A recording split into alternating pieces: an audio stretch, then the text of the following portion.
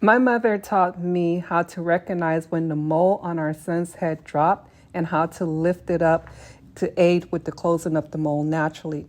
I won't get into all the steps because it's a delicate process that must be done precisely to not harm the baby.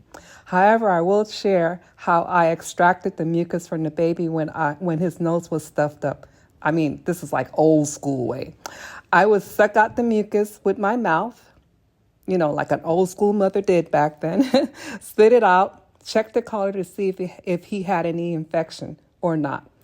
If the mucus was clear and runny, he was okay. However, if the mucus was dark yellow, green, or thick, then it was likely that he had an infection.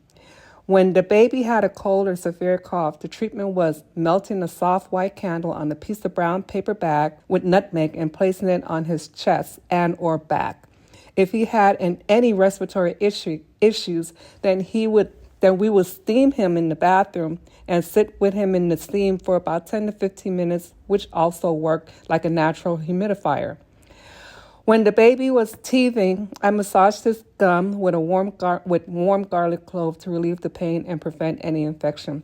The baby's tongue was cleaned with a tiny drop of coconut oil on a clean cloth.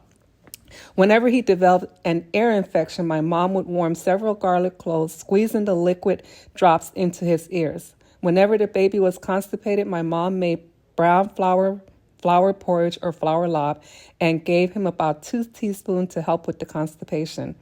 I raised both my children using traditional remedies, treatments, medicinal plants throughout their lives, and they turned out to be very healthy without getting, any of those childhood diseases or even getting COVID. Just saying.